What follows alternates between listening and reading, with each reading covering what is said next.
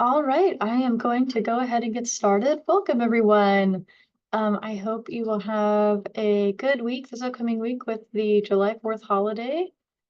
And let's go ahead and get started here. So, as always, please stay muted.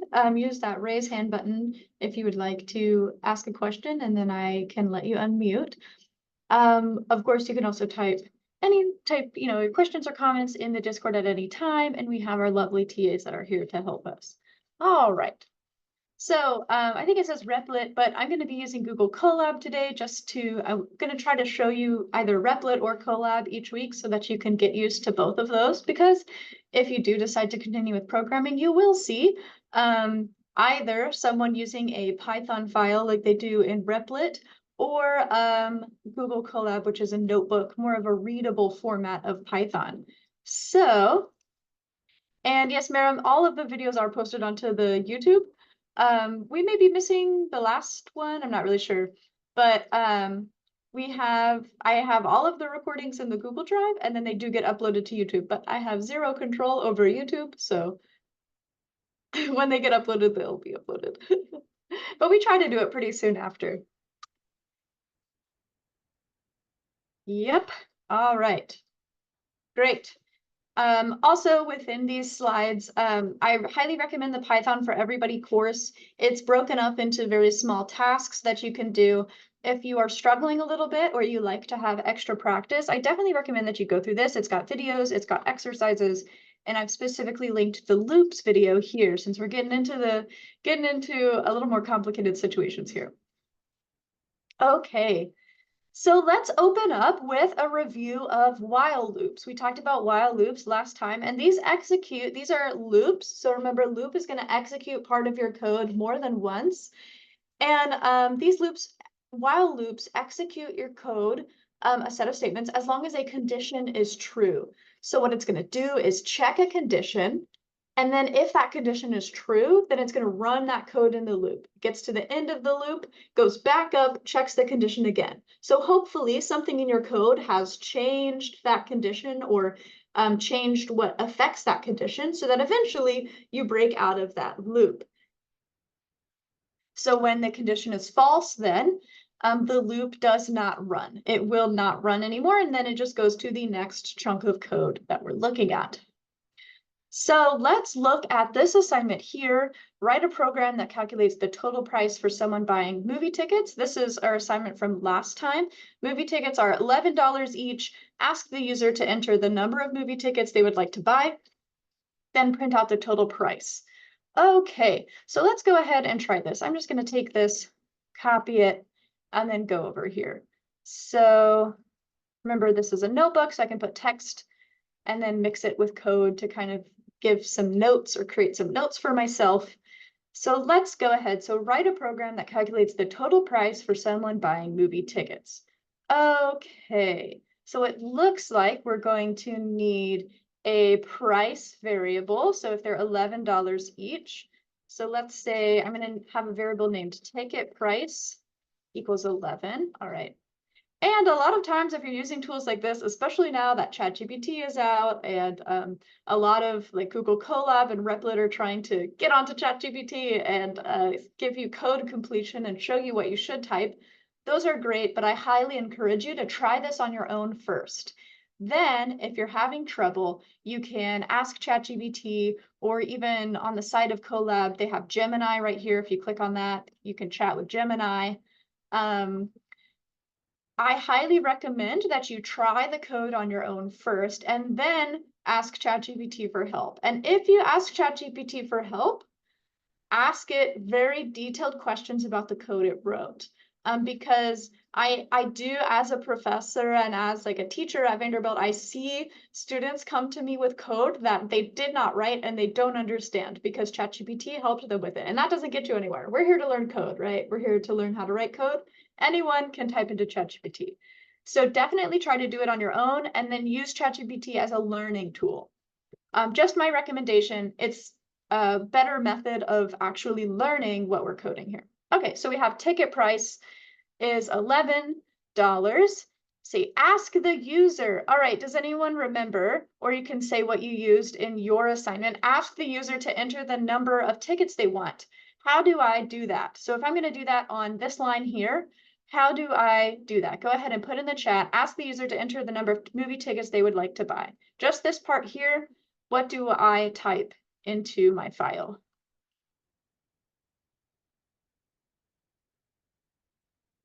Yep, so it's input. So how do we structure that? So it is input. How do I actually type it? Like, what am I going to type right here? Good, good, good. Input, input, input. Amazing. So more specifically, if you can put what I actually type here. So I'm going to ask the user to enter the number of movie tickets they would like to buy. How do I do that in this line right here? Specifically, what is the Python? So that's amazing. Y'all have got the conceptual idea behind it, and I love it. But I also want to check the technical side of it as well.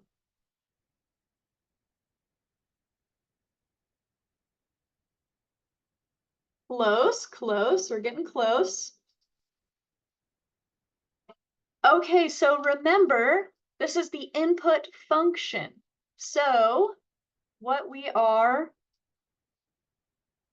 yes, yes, yes, we're getting even closer. Amazing, amazing. I love this. Thank you all for putting your guesses in. I love to see the interaction. Yep, yep, yep. We're getting super close. All right. And I'm going to give you the answer in 5, 4, 3, 2, 1. All right, amazing. Thank you everyone for your input there. So what we're going to say, I'm going to make a variable. Remember everything, ignore that. Remember everything that we're going to be doing is within a variable. So we need to have a variable called num tickets, number of tickets. That's how we're going to be able to perform, math on this. Num tickets equals, I'm going to say input, so it's the input function, and then how many tickets would you like to purchase? All right, and now I'm going to do space. I'm adding this space so that when the user enters what they want, remember it's just going to go right at the end of this phrase with no spaces unless I put one in there. So I'm putting in a space just for readability. Okay, so we've got ticket price. Number of tickets equals input. I saw some guesses about the print function. The print function is great, but it's static. The print function just prints something to the screen. The user cannot enter something. So it's a great guess. You will be able to print something onto the screen, but then the user won't be able to enter the number of tickets they want. But I love the thought process there. So we've got ticket price is 11, number of tickets is this input. And now we need some way of calculating that total price. And of course, the AI is trying to tell us what to do, but I am getting, I am clicking out of it.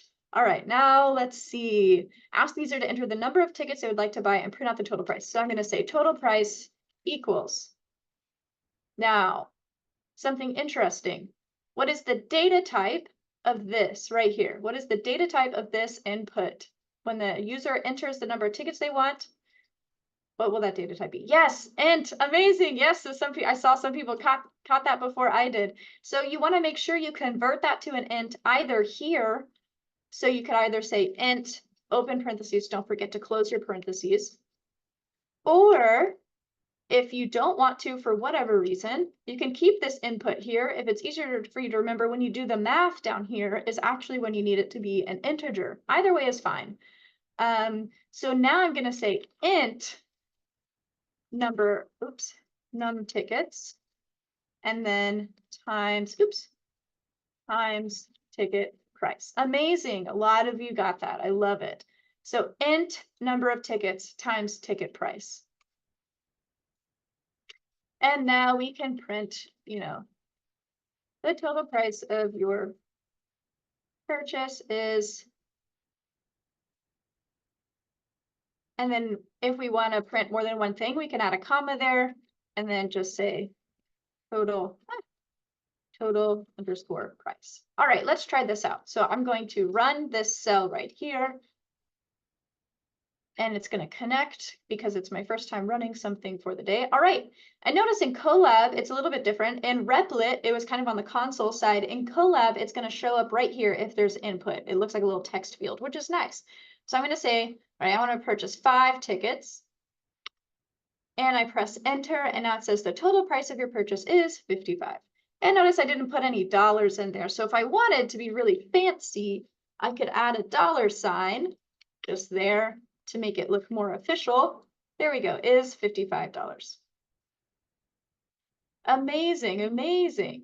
So we did it. And so the other part of this, the extra part here, is that the theater has a discount for bulk ticket orders. So if, keyword, if a customer orders more than 20 tickets, each ticket only costs $7.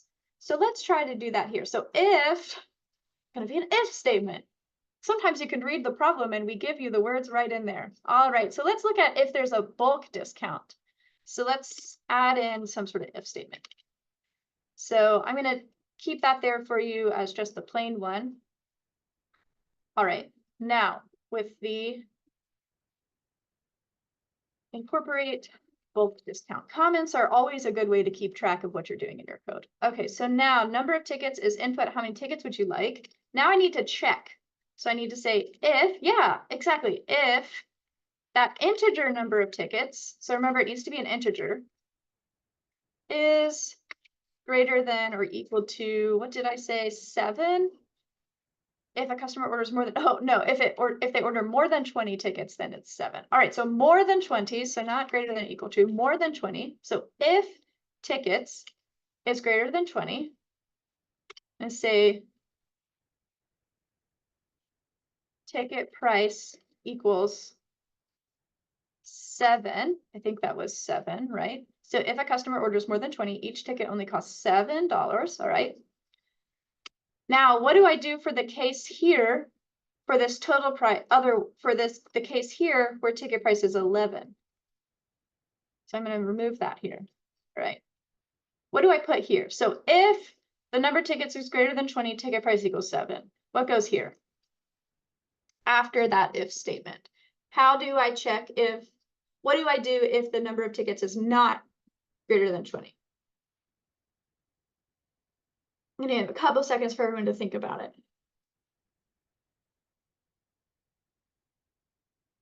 Yes, yes, yes. Amazing. Thank you. So now we're going to say else ticket price equals 11. Amazing. And now we don't have to change anything about this calculation here. The only thing we're changing is the ticket price. So if the number of tickets is greater than 20, ticket price is 7, else ticket price is 11. Great job, everyone. Yep, and don't forget that we need it to be an integer. We need integer. Make sure it's an integer. Okay, so now let's test this. Always, always, when you are doing code, test it out. Test out different use cases, different numbers that you can type in. So first, let's do one less than 20. So I'll say 10. All right, awesome. Our purchase is 110. So it worked for less than 20. Let's try greater than 20, so 25. And now it's 175. So it's no longer $11 per ticket, it's $7. So that did work out. Amazing. So are there any questions about how we did this assignment here?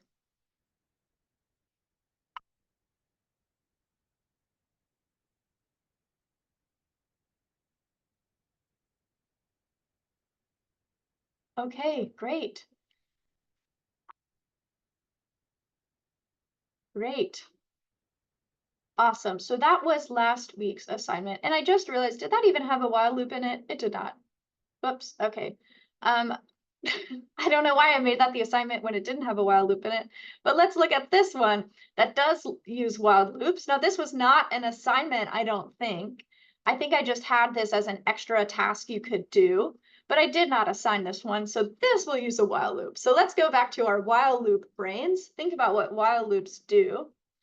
I'm going to copy these instructions here and carry it over. All right. So let's try this exercise to review while loops. That was a good if statement review, though, an input review. Okay, now let's get to while loops. All right, so ask the user to enter an even number. Okay, ask the user to enter an even number. We've seen this before. Ask the user. Use a while loop to check if that number is even. If it's not, ask the user to enter an even number again. When the user enters an even number, print a message to the screen, such as, thank you for that even number. All right, so a little bit of a silly exercise, but it's a great use of combining while loops with input. So can someone remind me, go ahead and type in the chat, can someone remind me, what do I do to ask the user to enter an even number? We know it's input, but how do I type that?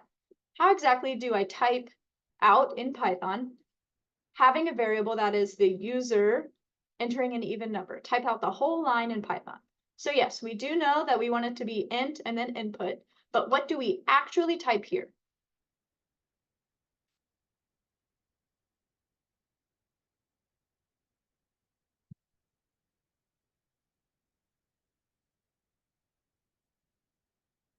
Awesome, we're getting even closer, even closer. So right now we're just getting that input. And remember, we don't just ask for the input, we save it to a variable. So considering that, we need to ask the user to enter an even number, and we need to save that to a variable. What do we type here first? Some people are getting ahead of us. Not there yet, not to the while loop yet. But great, but yes, that is great. That is what we will be doing. All right, at 5, 4, 3, 2, 1. Amazing. Thank you all for your input there. So remember, when we're asking the user for input, we cannot just say input, blah, blah, blah, blah. We need to save that to a variable so that we can use it, right? So I'm going to say num. I'm going to have a variable called num. And now I'm going to say num equals, let's save it as an integer first, int input, enter an even number. Oops.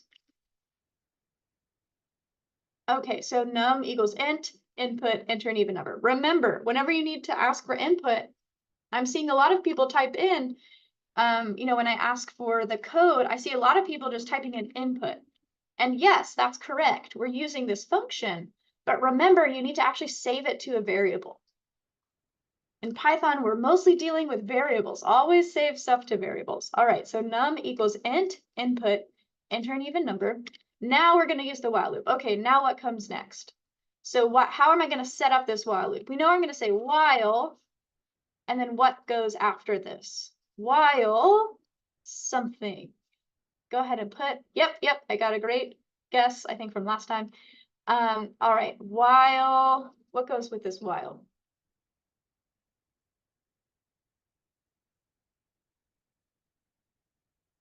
I guess more specifically, what do I type after I've typed this? So this is an incomplete line. What am I checking for here? Oops. Yeah, great. Yep, exactly. So we are checking if that number is even or not. And so the syntax for that is we're going to say while, and then some condition. It can be in parentheses or not, and then colon. All right, so we're checking something here, and what we're checking is num modulo 2. So remember, this is checking if it's divisible by 2. While that is not equal to 0, we want to keep asking the user. So if it is even, we don't need to ask the user for the even number again. But if it's not even, we need to ask them to enter an even number again. So what I'm going to do is just copy and paste that here. And then this is going to keep running until this number turns out to be even. And now we can print something like, thank you for the even number. Okay. So now let's test this. Great job, everyone. All right, so first let's enter an odd number. And it doesn't take it. I'm going to enter another odd number. It doesn't take it. 15.5. Oh, now it gives me a value. That's okay. Okay. Don't worry about decimals. I was just being a little silly there. 57. Still asking me for this even number. And now when I finally enter an even number, it says thank you for the even number, and it exits this loop. All right, so that is the basis of how we use these, the yummy even number. That is the basis of how we are using these while loops here. While condition, some condition, and then while this condition is true, You're going to keep running this code. Then you're going to check the condition again. So we ask the user to enter it again. So eventually it will change, hopefully, if the user cooperates, it will eventually change.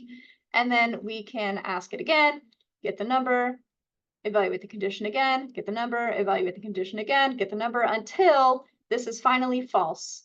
And then we exit that loop. All right, so that is while loops. Do we have questions about while loops?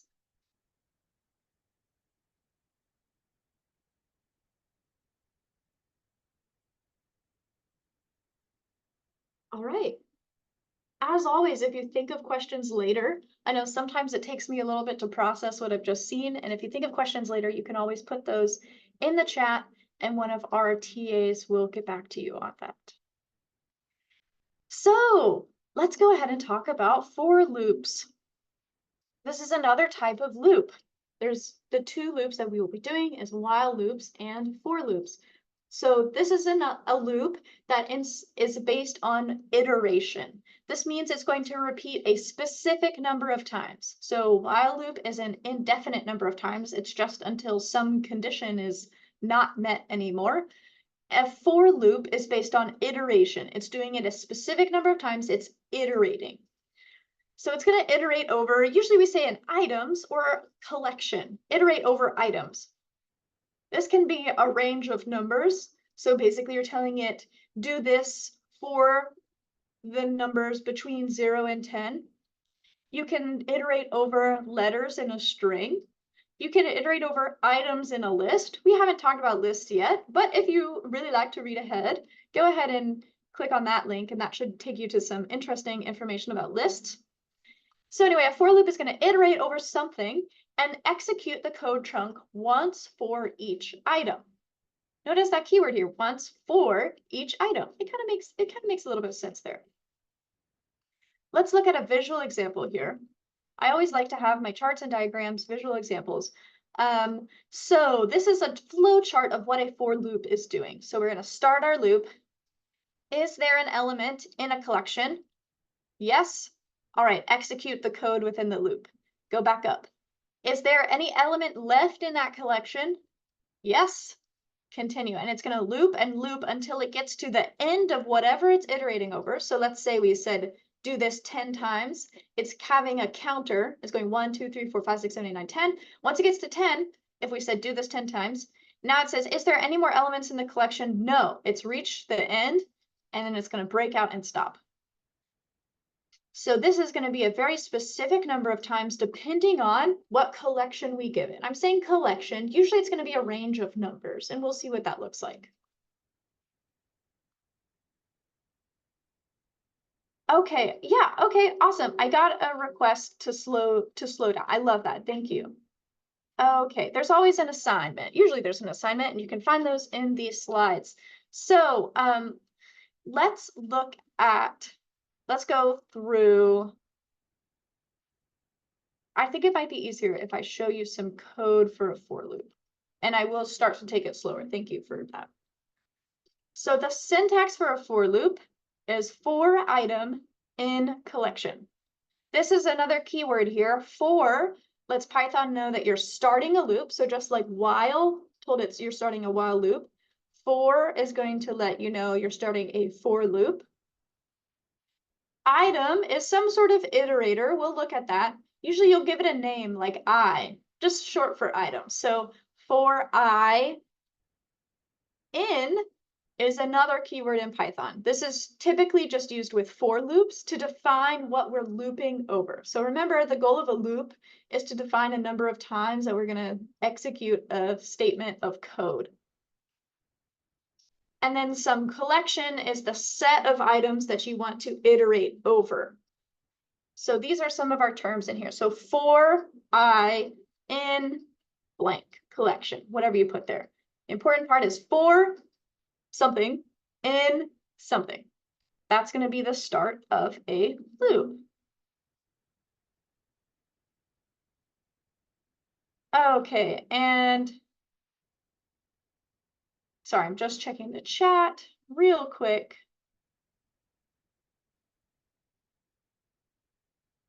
Okay. Yeah, and I will, let me go back to that Google Colab real quick. I'm just going to take a screenshot of that because some people are asking to see it again. Okay, so here's the Google Colab that I had. So go ahead and take your own screenshot if you want. I'm going to take a screenshot and then put it in our Google chat as well.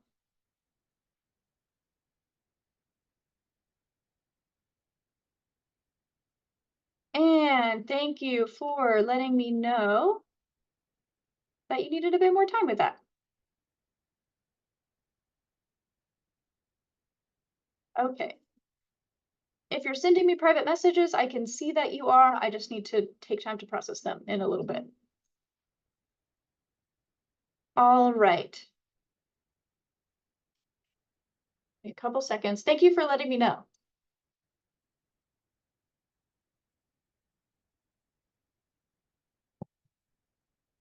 And something else that I can do is put that in our slides. All right, so I'm adding a new slide within our slides, and I am putting that screenshot there.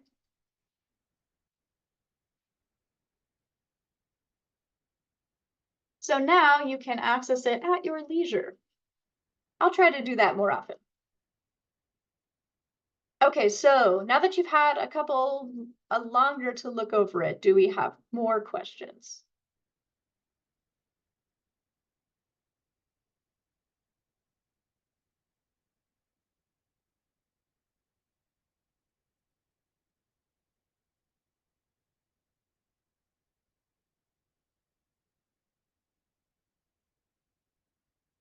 All right, awesome, awesome, awesome. Back to for loops. And as always, if you do have lingering questions, please put those in the chat. Don't send them privately to me because I will not be able to look over those while I'm teaching, but our TAs can get to you. Okay, okay. So we talked about for loops. Let's just look at some code because sometimes I think that just looking at the code is a little bit easier. We're going to look at, let me find an example. So this is an example of what a for loop looks like. So it's going to say for I in range 0 to 5, print I. We haven't talked about this range function yet, but what I want you to see, what I want you to look at here is this for I in something. So that's the pattern that you'll see for a for loop. For I in something. For something in something. All right, so let's talk about that range function. Okay, so range is a function used to set the number of times that the code is going to loop through. The range function is literally just saying, this is a range of numbers from beginning to end.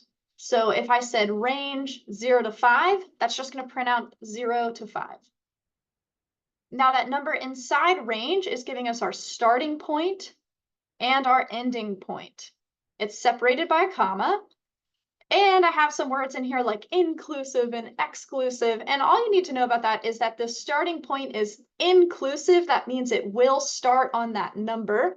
The ending point is exclusive, meaning that it stops before it gets to that number. All right. So let me just show you an example of this. So let's look at for loops and the range. So first of all, I'm just going to show you what happens when you print range 0 to 5. Let's just see what that range function does, because we'll be using it a lot. So print range 0 to 5. Oops. Huh. I've actually never tried to print range 0 to 5. Let me see. It really just saves it as range. I don't think I ever knew that. Okay. So that did not work. That's okay. What you need to know about range 0 to 5, which Python is not helping me show you, is that it includes all the numbers from 0. It will include 0, 1, 2, 3, and 4. Not 5. It stops before 5. It says that's my stopping point. So, for example, range 0, 6 will include 0, 1, 2, 3, 4, 5. Stops before 6.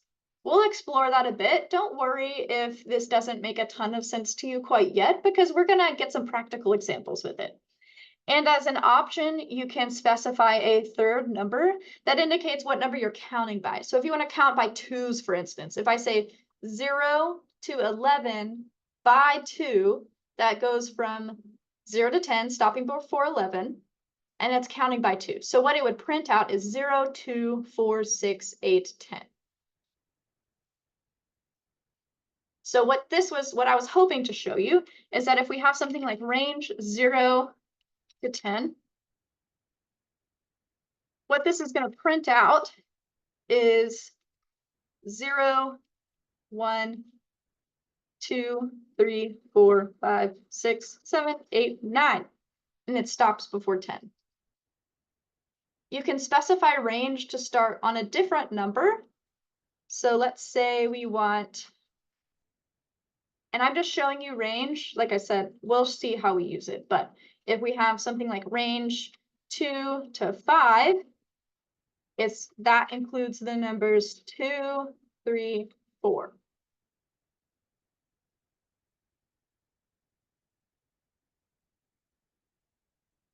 Okay. So let's see actually how we use that in a for loop, because I think that will make more sense.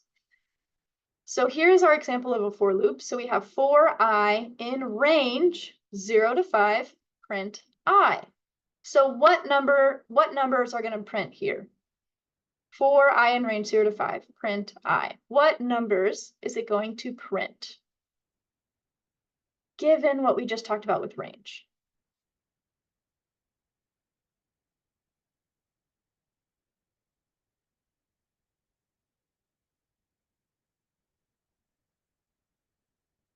Yeah, amazing, awesome. I'm so happy to see that you seem to be getting it. Amazing. So yes, it's going to print 0 through 4. 0, 1, 2, 3, 4. And let's try it out here. So let's go ahead and try it out. So for I in range 0 to 5, don't forget that colon. We can say print I. Right, and now if I run this, there we go, it's going to print it. So notice it's going to say for I in range 0. So what it's doing is it starts on 0 and says, okay, I'm going to repeat this code for the number of items that I have in this collection. So first it goes through and it says, okay, print I. All right, that's going to say for I in range, it's going to move to the next one, print I. I was going to say, okay, for I in range, now we're on 2, print that one. So you can see the value of I changing inside of our loop. Let's try another one. For I in range 0, or let's try something that doesn't start on 0. Let's say 5 to 10. Now, go ahead and start thinking about, you don't have to type it, but you can if you like to interact. Go ahead and take a couple seconds to think about what's going to print here. Amazing. Yeah. Yep. So now we've got 5, 6, 7, 8, 9. Awesome. I love it. Okay, now let's look at that other part that I mentioned. So for I in range 0, 10, 2, print I. Now what is going to print?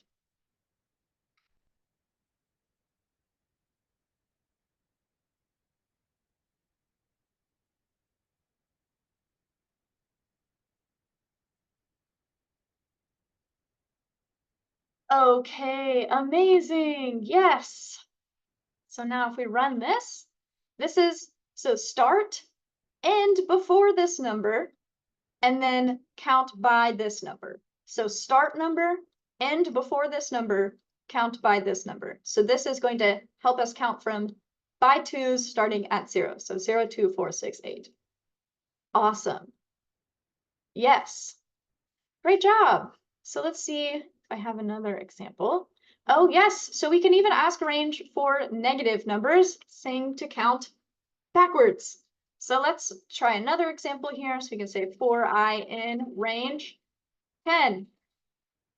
It's like it listened to me. Did you hear that?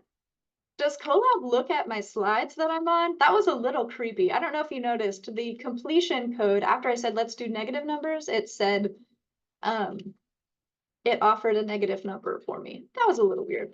All right. So now we have for I in range 10, 0, -1. So we're saying start at 10, stop before 0, count by -1. So now if we print this, it is counting backwards. Awesome. So those are some of our examples with range.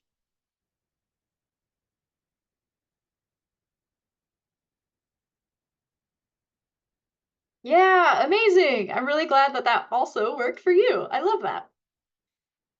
So these examples are here in the slides if you want to look over them some more.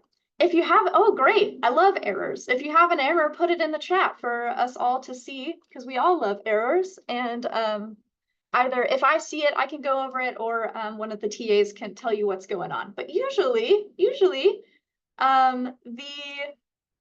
error that you get is will tell you what is wrong. So for instance, if you forget this colon here, it'll say syntax error, expected this. So it says, hey, I have an error. I expected a colon here.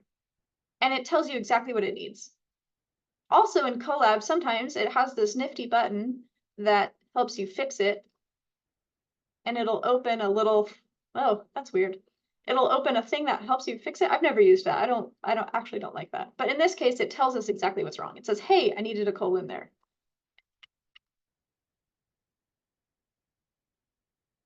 Awesome, awesome.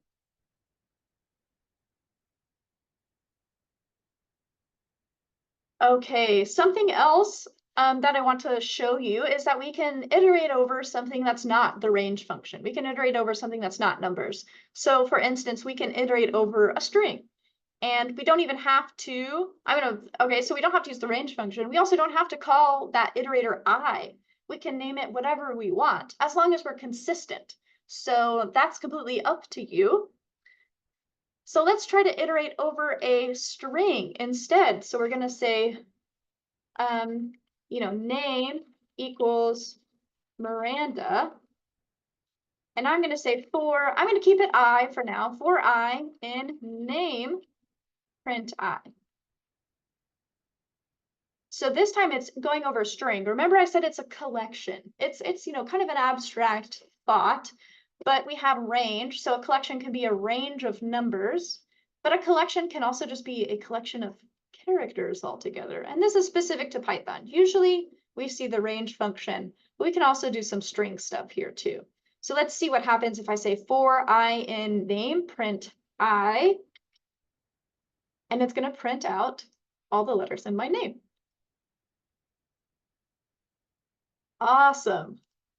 So let's try, like I said, we don't have to call it I. If you want to be more specific or have more readable code, you could say for letter in name, print letter. Just remember, whatever you reference here, if you need to use it down below, you need to make sure that it's the same name, right? So you can't say for letter in name, print I. No. For letter in name, print letter. And if we run that, it's going to give us the exact same output. Okay, so that's an example of going over a for loop and then printing out each thing. So what we're actually looking at here is, oh, there's more here. Okay. What we're actually looking at here is it printing out the iterator that it's on. And that's a really good way to see, where it is in the loop. So for I in range, print I. But I can also say for I in range, print hello.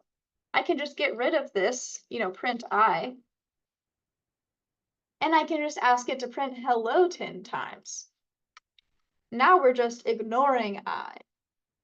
But sometimes we want to print I just to see what, number loop we're on. That's usually a good teaching tool, or if you actually need to print the range here.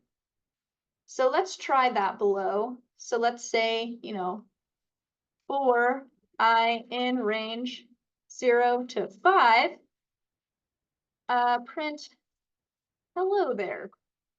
And so actually, we're not doing anything with this I. We're just using it kind of as a counter to keep track of how many times we've run through this loop. So now Python's going to say, okay, I equals 0, print hello there. Now I equals 1, print hello there. I equals 2, print hello there. So it's going to end up printing it for us 5 times. And if you want to see what number you're on in your range, you can also print out I as well, if you like to keep track of that. It's a good learning tool usually. Awesome, awesome.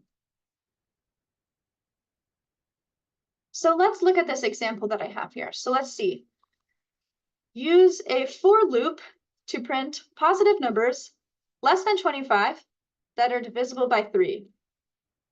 There's a couple different ways we can do this. Does anyone have some ideas that you want to share in the chat? Some, we could use the range function, we could use an if statement. We have a couple options. Put this down here. Oops, not in the code, in the text. Positive numbers less than 25 that are divisible by 3. So we know we want a for loop because we're talking about for loops today. And it says use a for loop. So let's try for I in range. And now we want to figure out what goes here. So we want to print positive numbers. Yes. Oh, I love this. Someone is putting in what we want the results to be. And that is a great way of framing a problem. Think about what we want the output to be. So I'm going to write that down because that's amazing. So what we want the results to be is printing the positive numbers less than 25 that are divisible by 3. So 3, 6, 9, everything up until 25, but not at 25. Yes. I love that. Thank you. And these will probably have new lines between them. That's totally fine.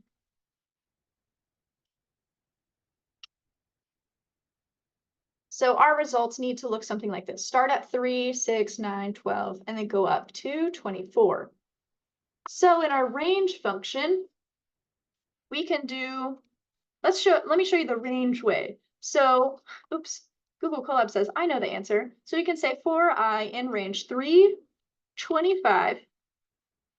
And remember, we have this last part that we can say count by.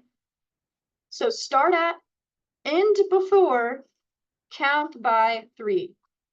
And now we can say print I. Yes, amazing. Someone else had that answer as well. I love that. So this is how we're able to print positive numbers less than 25 that are divisible by 3. So essentially we're counting by 3s up to 25. Amazing. Oops, I didn't mean to do that. Amazing. If you wanted, so there's an alternate way to do this. Sometimes there's more than one way to solve a puzzle. So let's say we keep our range function. Yes, great. Let's say we keep our range function just 3 to 25. And we're not going to specify, counting by anything. Oops. Colab is giving away my answer. How could we use an if statement to check if that number is divisible by 3?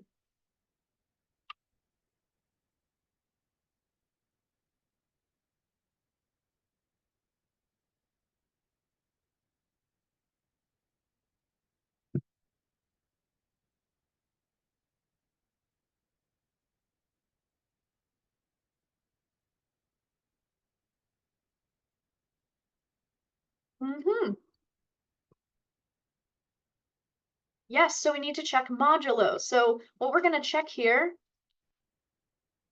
yes, if I mod 3, we want it to be, because we want it divisible by 3, right? We want it to be equal to 0.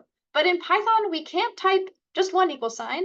We need 2. Equal, equal. I always say equal, equal in my head. So if I mod 3 equal, equal 0, then we can print I. All right. Remember, when we're checking if a value is equal to a certain number, we use two equal signs, equal, equal, because how we assign variables is using one equal sign. So keep in mind, if I mod 3 equal 0, print I. So now if we go through that, it is the same result. So sometimes you can solve a problem different ways for whatever reason you'd like. Awesome. I love this. Take a new screenshot of that and then add that to the slides as well so you can review it. Yeah, I'm really glad. Thank you for letting me know that you liked that. Okay, so let's see. So we could expand on task 2. Let me see what we have left here. I'm going to leave this as an optional assignment for you. So I'm just going to copy this and then here, I'm going to copy these slides and put them at the end. So if you would like to do them, you certainly can. But we're not going to go over in class just yet, but we can next time. So there's a little bit of extra where you can use a for loop to print. Oh, wait, where did it go? Oh, the extra was to use was to do it without using if statements. So I got a little ahead of myself and we already did that. So the extra was saying don't use if statements. So here's an example using if statements. Here's an example not using if statements. So we already did that. So one less assignment for you. All right, so we did that extra. Now let's look a little conceptually. Conceptually, let's look at for loops. So here's some of the differences between the loops that we've looked over. While loops are going to loop indefinitely.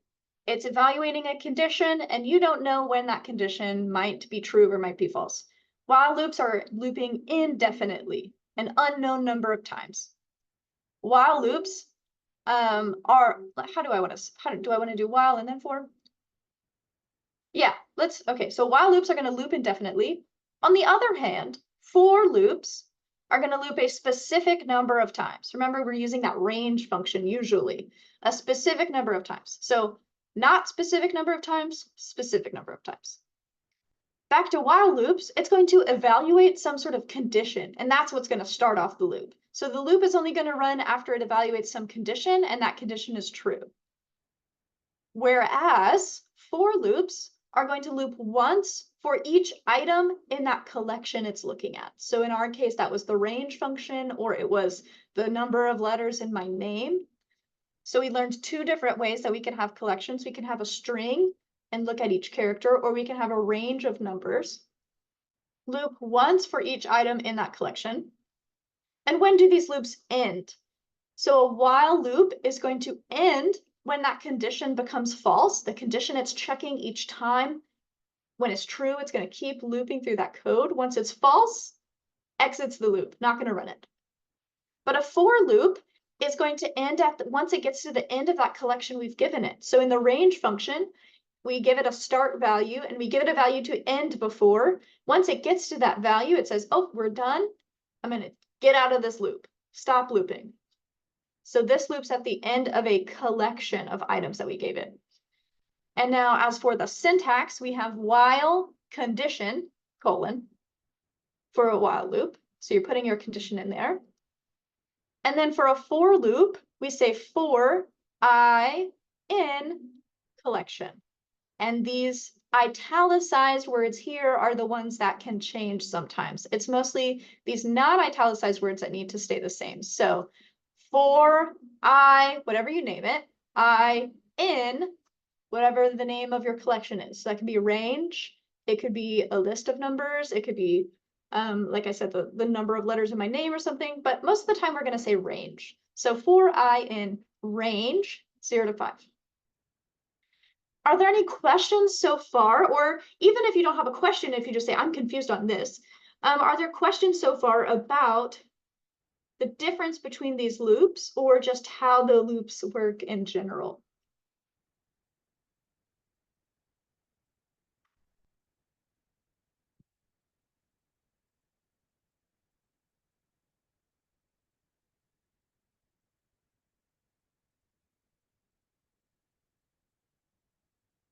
Ooh, okay, interesting question. Which is more flexible?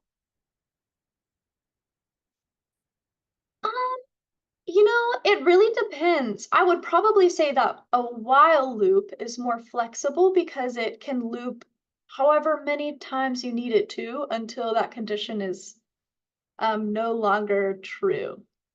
A for loop is going to loop a very specific number of times, but a while loop can, loop until some condition is no longer true, right? So I would say probably while loops are the most flexible. That's why we usually use while loops for user input, checking a password. Um, you're looping because you don't know how many times your user is going to get that password wrong.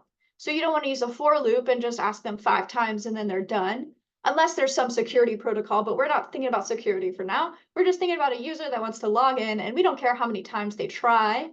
We're just going to keep looping until they finally get it right. Or when we're asking for an even number and we really need an even number. And we're going to keep asking and asking until they give it to us, but we don't know how long that's going to take. A little more flexible, I would say. Good question.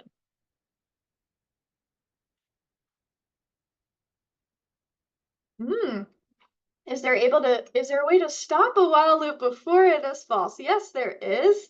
I would suggest looking in, if you're interested in that, I'm not really going to go into it today, but I would suggest looking into break. That's a keyword in Python that lets you break a loop.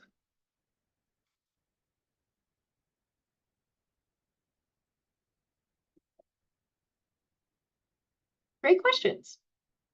Okay, I'm going to let you simmer on some of those questions and let's try this exercise here all together. So get ready to interact in the chat. We're going to try this exercise.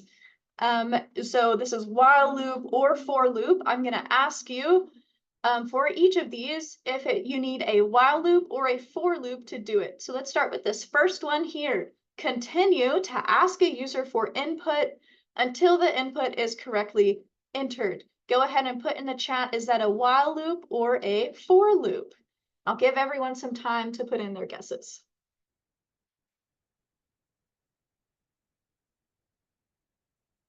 Awesome, we've already got some guesses in. Go ahead. Great. I love seeing all of these answers.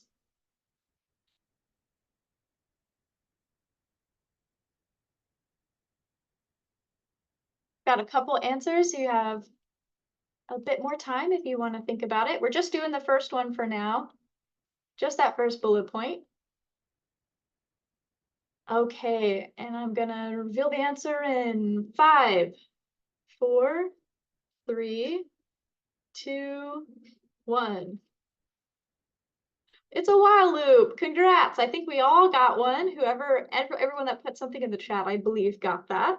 Please do put something in the chat, even if you're not sure. You can say, I don't know, or you can say while, or you can say, I have a question. Amazing. Okay, let's look at this next one. Perform math on a variable until that variable is greater than a certain value. So what's this one here? We're just looking at the second one. Perform math on a variable until that variable is then greater than a certain value. Ooh, we've got mixed answers on this one. We've got a little bit of a mix-up. I love a trick question. Performing math until something is greater than a value. Seeing a lot of fors, a lot of whiles.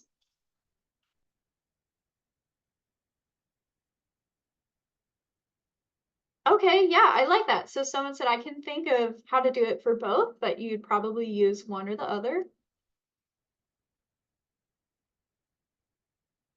Okay, so I think I can see where our for loop crowd was going, but what I imagined as the answer for this one is a while loop, and I will tell you why. You're performing math on a variable until it's greater than a certain value. So I'm imagining the loop to be while x is less than 10, right? And so you're going to perform math on that variable until x is then not less than 10, so greater than a certain value. So what I look for when I'm reading these, I'm looking for you know, the word until kind of tells us where you want to stop. And then greater than a certain value, I'm seeing like a greater than symbol and checking if something is greater than. But I could see some arguments for using a for loop. I could see it. All right. Let's do this next one. Print out each character in a string. Is that a while loop or a for loop? Print out each character in a string. Awesome, awesome, awesome.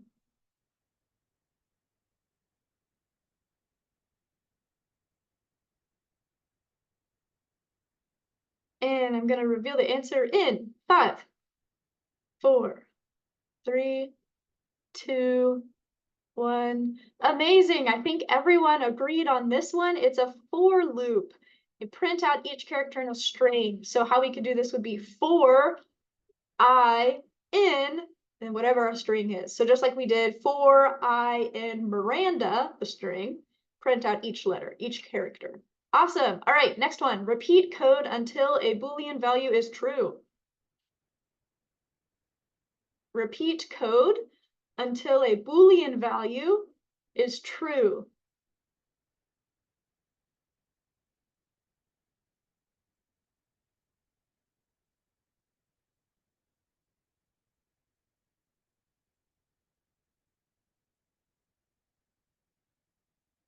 Okay, we're just doing this one for now. Repeat code until a Boolean value is true. Got a couple, it was a little mixed again. So what I'm looking for here, so the answer is while. How you can tell is that we're checking a condition. So we're actually checking a Boolean value, true. So we're repeating this code until some value becomes true. So we can say for our while loop, we can say while not true, or while something doesn't equal true, or something like that. So we're checking for this Boolean value.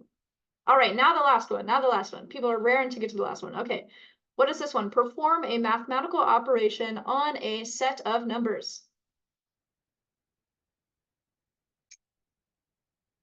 And the answer in 5, 4, 3, 2, 1. Amazing. Yes, so I think we are in agreement on this one. That is a for loop. We're doing it on a set. That's the key word there for us, is that it's a set or a collection of numbers. And remember, if we're going to perform operations a certain number of times based on how many numbers are in a set, we're using a for loop. So this one could be, let's see, for I in, set, or for I in range, something. Amazing. So it looks like you all are having a much better grasp on when we're using a while loop or a for loop. I would say, as long as you understand these concepts, I think you're good. A lot of this is looking at problems like this and then thinking, I need to use a while loop, or I need to use a for loop. And sometimes you can use both. And as long as you can write the code and it works, I don't really, mind if you actually use a different kind of loop, unless I'm telling you to practice one specifically. Amazing. Okay, and as a last little exercise before we leave, what else do we have? Okay, we have a couple of these. I'm just going to do one. So what will happen in this code? What does this do?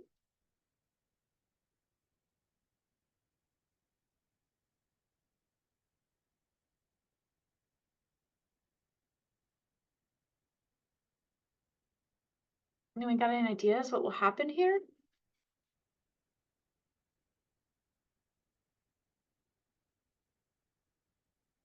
It is a little tricky, huh?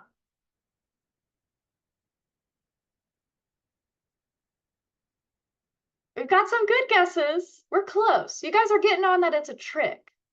You know that it's a trick, but I haven't seen the exact correct answer yet.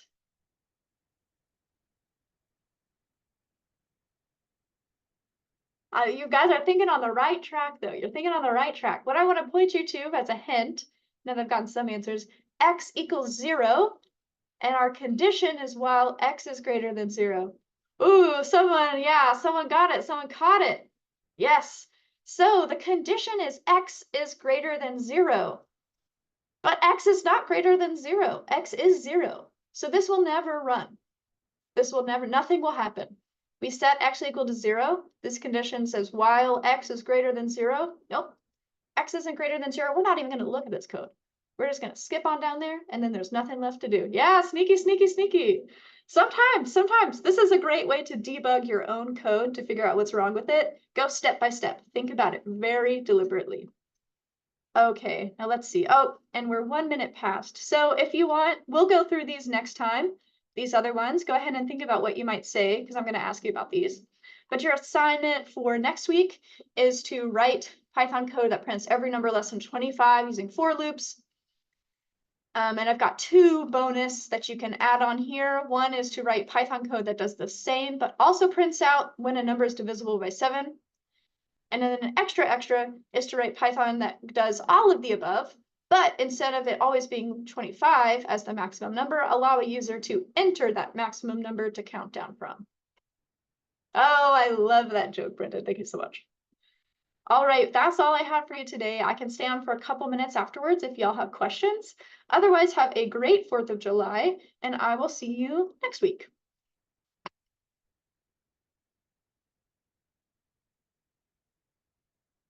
Thank you for a wonderful class.